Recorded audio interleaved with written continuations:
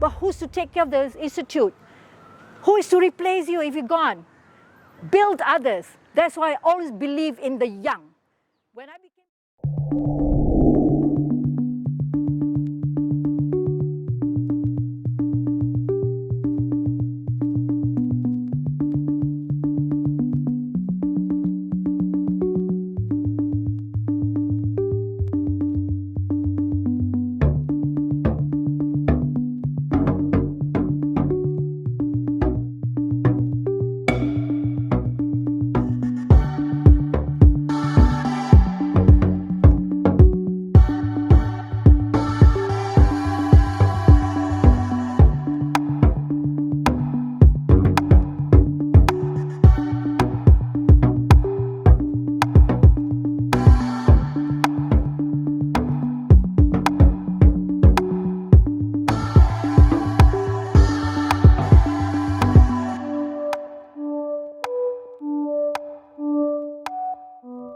Assalamualaikum warahmatullahi wabarakatuh, and greetings from me, Khairiah Talha, the past president of the Institute of Malaysian Institute of Planners from 1999 to 2003.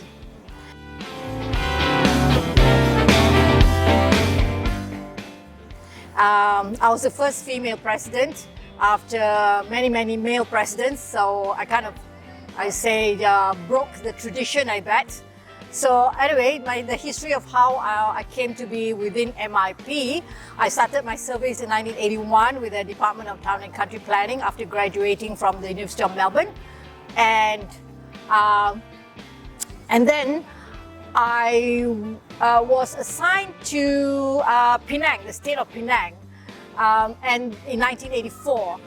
And at Penang, some of the planners, the town planners in private sector, government, academia, actually wanted to form a kind of a small group of planners, starting with a camaraderie of planners. And then it eventually became the Northern Region, not branch, they call it subcommittee at that time. And I became the secretary. Of course, most of the men wanted a female to be secretary, okay? So I became secretary from 1984 onwards until I left Penang in 1992. So that was led, the chairman at that time was Mr. Eng Bok Tai. He was in private sector as the CEO of Falim at that time. So that was in 1984. And then as part of that group, I was persuaded to join the Institute of Planners. So I got some forms and fill out the forms, and at that time there were no examinations or anything. I was just interviewed, and the panel of interviewees I remember at that time included Allahyarham Rosli Buyong, Mr. Chang Weng Fu, and a few others that I cannot remember. But so I was admitted as a member of the Malaysian Institute of Planners in 1986 with the number 184. So it's 18486, yeah. Then I served government until 1996, but interestingly enough, after being so active in MIP in the Northern Region, I came into the central, I came to work in the headquarters, and I heard a lot of lamentation by many people who, what is it done for planners? Nothing much, blah, blah, blah. So it's just, many thought it was just a social group of elitist planners. So anyway, I became a committee member. I can't remember what year it was, in one of the subcommittees of MIP, dealing a lot with publication and a lot of organizing of conferences and dinners, things like that. And so I became adept at it. So I organized many on behalf of the Department of Town and Country Planning, which at that time had a lot of collaboration with MIP when it comes to events like these. So in 1995 was my first, I would say, challenge to MIP when I signed on as a president-to-be, president-elect or whatever they call it. But I got nominated and as a challenge to challenge the presidency. And it was at that year, and that time, I was still part of Jabatan Perancang Bandar dan Desa, Town and Country Planning Department. So it wasn't popular. It was not at all liked by the top management. I had a lot of, some pep talks from some of the management saying, how can the president of MIP or you would be president of MIP be a junior to the Ketua Pengarah and Director General and many of the directors. So I said, well, MIP should be a different entity, not part of the jabatan, not part of the department. And it should run its own, it has to change, it has many things to be done and should be done not as a Department of Town and Country Planning, but as professional planners. So I took on the challenge, and of course, you know, at that time, the President, Mr. T. Mahisan, I remember in his speech, he said, oh, you know, we don't want young people to rock the boat. And I said, what rocking the boat, you know? Is that the boat itself is sinking, so I was thinking that perhaps I could bring it up, you know, like a mighty admiral or something. So I had this dream, I had this ambition, I had this drive to do something better for MIP, to make it more effective for planners out there, you know, not just government, but also the private sector. And at that time, I was still in the government. Anyway, 1996, and I lost. I was told I lost the presidency by only 5 votes. So going to show that many of the younger generation, the younger planners, especially in the private sector, wanted change. So anyway, after the challenge in 1995, what I did was I did not become a committee member. I wasn't appointed as a council member, and I did not volunteer myself as a committee member either. So I left MIP for quite a while, and then what happened was the MIP council at that time decided to amend the constitution, all right, to prevent young people like me to come in and challenge the presidency or the council. So they actually amended the constitution to state that only those who've been in council for at least 2 terms as a council, or have experience in council in 2 terms, and would be eligible to be nominated as president. So, okay, then 1997, I became a council member. I got myself into council, all right. I was in charge of, I can't remember what, but again, organizing a lot of conferences and seminars and whatever, and all the publication, you know, Berita Perancang at that time. And then to fulfill the condition of being in council for 2 terms, at least 2 terms, and I was in council before 1995. And so with that, I took on the challenge in 1999 to become president of the Malaysian Institute of Planners. And of course, again, from the male chauvinists, I would say, I got a lot of comments, I got a lot of non-support. But the younger generation were people of my age at that time, and my genre, you know, really supported me and encouraged me on.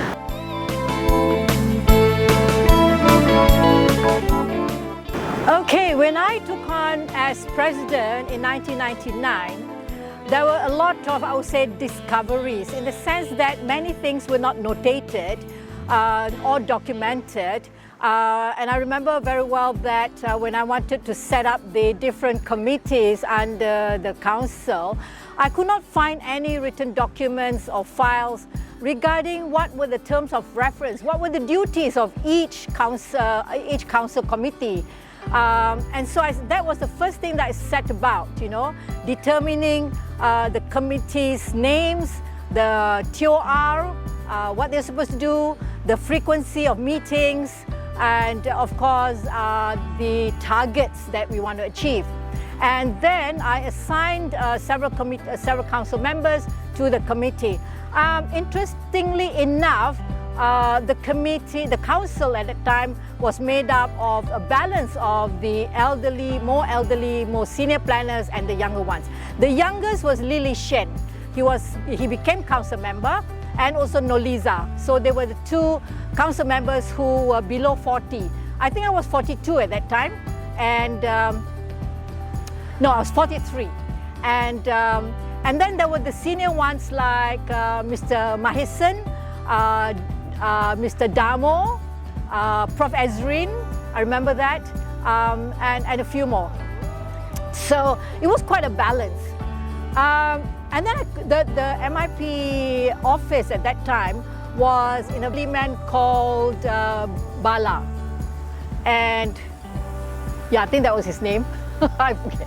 Yeah, so he was a very dear old man, and he managed everything alone. And remember that just one person, but at that time we had only about 300 odd members, not many. And and as president, I had my secretary at that time was who, yeah? I think Jaafar, Nazri Jaafar. And so, yes. And there were no code of ethics, there were no rules and regulations with regards to MIP professional practice, professional exams. So then with the team and I would say not all of us, but a few of us set out to improve MIP's management, and especially with regards to membership drive, also the membership criteria, to set out also the courses and exams. So in my 2 terms as president of Institute of Planners, we managed to get that done. We managed to launch the courses first and then followed by the exams. Thanks to, of course, the younger council members like Noliza, Lily Shen. Of course, there were the other major events like the national conferences, things like that, you know. But the other challenge as president for me was to actually publicize, make MIP known to the other professions. And I spent so many days, so many hours actually attending every single meeting that MIP was invited to. And I did not delegate, no. I went there, even launches, even when there was launching of anything at all, I would be there. So my sacrifice was having to buy nice clothes to put up an image of town planning. Yeah, so everything matching, handbags, shoes, and really nice clothes to give a professional image and an image that MIP is something. We're not the paupers, we're not the poor cousins of architects or engineers. So I had to be present there, and every single time that MIP is invited to give a speech or even a conference paper or even to participate in anything, I would be there. And what happened was that year, my income was almost like, most of my income was spent on MIP, really. I did not use much of MIP money because I felt guilty of using the members' money, my member subscription, in order for me to do the work. No, I really did that. I'm not boasting here, I'm not hiding here, I'm saying very honestly. And I think the presidents after me also did the same. When I had to travel to Commonwealth Association of Planners Conference, I would travel on my own, and spend my own money. And not only that, but participate and talk and speak, and always speaking up. So much so that at the end of my first term, people got to know, oh yes, president of the Malaysian Institute of Planners. And that was my greatest challenge. Of course, the other challenge was to prove myself a president no matter what gender I am, whether I'm female or male. And I felt that I did better than most presidents, sorry to say, but most of the other past presidents, because I made MIP up there. I made MIP known. And if you see most of the planning news news at that time, I would be there commenting. The journalists would look for me because I was very outspoken, I was very opinionated, and I put planners and planning as an important issue in most. Of course, for example, the case of the, what was that? I spoke a lot, there was some case of erosion and flooding and all that. So I would be there, people would be interviewing me. And even after I left as president, I would be actually, until today, directing journalists to the current president. okay? So it's important for future presidents to be opinionated, to be able to speak in both Bahasa and English. Of course, my Bahasa stinks, but they would translate it. Challenge until 2003. By 2002, I was spotted by people from the Kementerian, by the Minister, Deputy Minister. So I was asked to become the Secretary General of the Eastern Regional Organization for Planning and Housing. So it's a step from the national to an international level, all right, Asia Pacific. So that, I think, was a great honor and acknowledgement of the Institute of Planners. And I'm glad I was there to assist MIP. And Alhamdulillah, most of what MIP is now, I think, was a change that I brought forth. I believe I was the turning point. Next question is, do you have the support? Okay. Oh, I forgot to say, the other greatest challenge during my presidency was the amendment to the Architects Act, which wanted to include the role of the town planners, which were in our Town Planners Board Act, into their act. So that was the greatest challenge for me. I had to lobby a lot of people, I had to engage a lot of people to help me, to assist me, but there was actually not much support from the Department of Town Country Planning itself. We were, how to say, we were not assisted at all. We were not supported at all, so the Architects Act came into being. That included the role of the town planners, like doing structure plans, local plans for submission, and that got into, and that is a heated debate until today. But that was what happened in 2001. Okay, so that was the greatest challenge. We spent nights and days up to meetings at night time, you know, and I had to face the Minister of Works at that time, Sami Velu, who had in which architecture was his jurisdiction, and he believed he's an architect too. But anyway, that was my great challenge. All right, coming after that, I had a lot of support, I would say. At first it was not support, but it was actually acknowledgement of my being president of an institute from many agencies, ministries, as well as local authorities.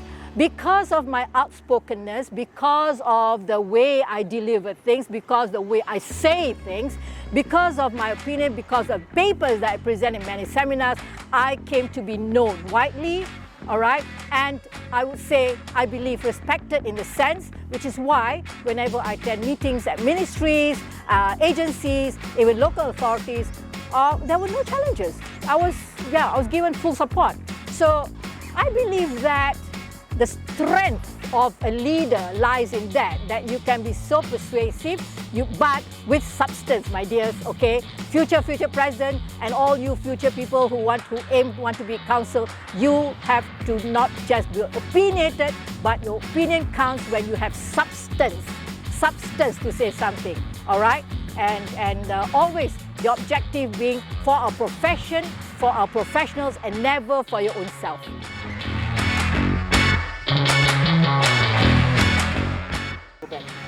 Okay, if I can go back in time, I would, and I wish I had, I would encourage not just MIP, but also the main department that has jurisdiction over town and country planning, to be, how to say, in line with what the global happening, okay? But at that time, we didn't have internet, we didn't have emails, we didn't have WhatsApp, okay? Whatever we wanted, we have to actually read books and read magazines. So I was a subscriber of so many magazines, so many international magazines. That included one called Equinopolis, and I bet none of you knew that.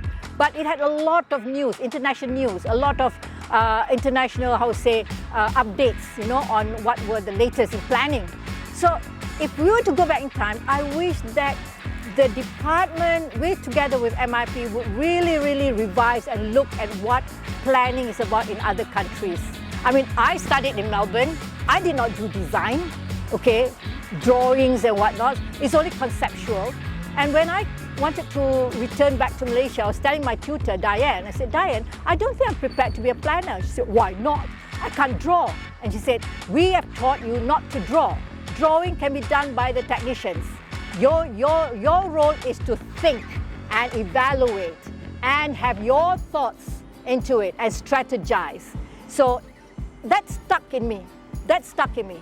So when I joined Jabatan Perancang, I was actually envious of those who could really draw straight lines, could draw a layout, whereas mine was just conceptual. Until today, I don't know how to draw. But I've managed to produce layouts, I've managed to produce plans, but I delegate it to the ones who I know can do it. But at least the idea, the evaluation, the framework comes from my thoughts and my knowledge, based on my knowledge of what is out there, okay? So that is important, knowing what is practiced outside. Why other countries fare better than us? Other countries? Well, I know for sure that I don't really have an in-depth knowledge about what's happening in the UK, but University of Melbourne actually started a long time ago, I think about 15 years ago, where every course, even medicine, have to have a year or 2 years of what they call environmental knowledge, so that when you come out even as a doctor, engineer, a lawyer, a surveyor, even a scientist or even an artist, you actually have that background knowledge of what the environment is about. That was the basis for Sustainable Development Goals, really. It's about caring for your environment.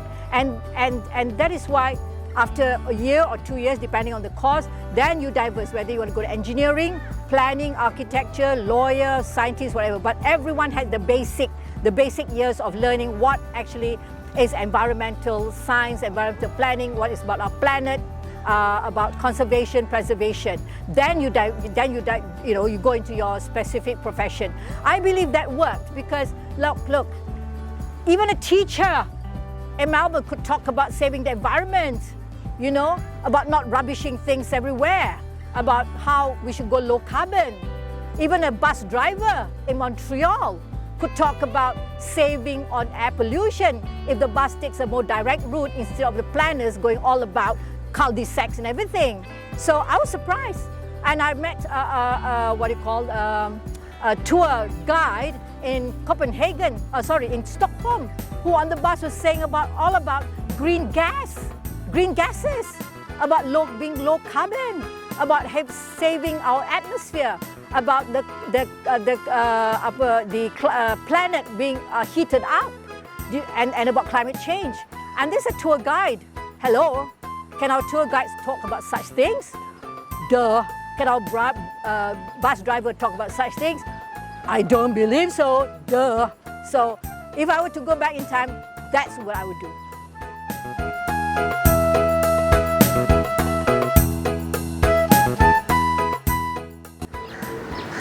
Okay, to the younger generation, this is what I want to tell you. Always be fit.